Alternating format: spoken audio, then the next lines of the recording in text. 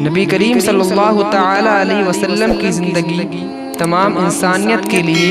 اسوہ حسنہ اور نمونہ عمل ہے۔ ان کی زندگی کے ہر شعبہ میں انسانیت کے لیے کھلا پیغام دیا گیا ہے۔ انسان چاہے جن حالات کا بھی سامنا کر رہا ہو، وہ اگر اللہ کے نبی صلی اللہ علیہ وسلم کی زندگی کی روشنی میں کام کرے تو وہ کامیاب اور بامراد ہوگا۔ نہ اس کو کسی چیز کے چھوٹنے پر غم اور افسوس ہوگا اور نہ کسی چیز کے ملنے پر وہ اترائے گا۔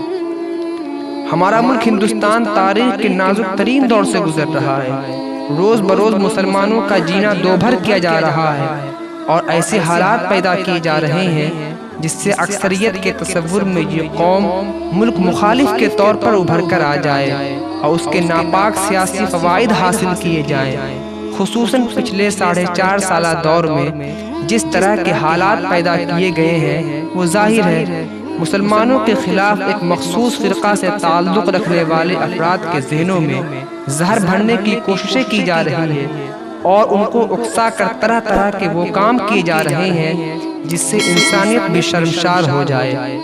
ان حالات میں سدھار آنے کے بجائے روز بروز بگاڑ پیدا ہو رہا ہے اور چند اس کے پیچھے چند ایسے عناصر کار فرما ہے جو اس کو ہوا دے رہے ہیں اور اس کو تقویت دینے کے لیے اپنی آخری کوششیں صرف کر رہے ہیں۔ کیا ہم نے کبھی سوچا کہ اس طرح کے حالات کیوں پیدا ہوئے؟ کیا ہم نے کبھی اس پہلو پر غور کیا کہ جو قوم ہمارے دکھ درد میں شریک ہوتی تھی اور انسانیت کے نام پر ایک دوسرے کی مدد کے لیے ہر وقت تیار رہتی تھی، جس نے اس ملک کی آزادی کے لیے مسلمانوں کے ساتھ شانہ بشانہ کھڑے ہو کر ملک دشمن عناصر کا ڈٹ کر مقابلہ کیا اور انگریزوں کو یہ ملک چھوڑنے پر مجبور کر دیا، انہی لوگوں کی اولاد آج مسلم مخالف کیوں ہو گئی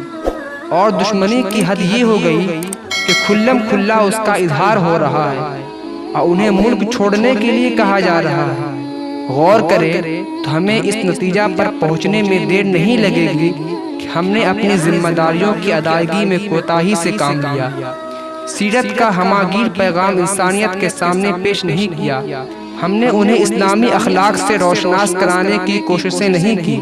اور خود اسلامی تعلیمات پر عمل کرنے میں کتراتے رہے۔ اس کا سب سے بڑا نقصان ہمیں یہ ہوا کہ جو لوگ اپنے تصور کیے جاتے ہیں اور مسلمانوں کی فہرست میں ان کا نام لکھا جاتا ہے، مسلمانوں کے محلہ میں قیام کرتے ہیں،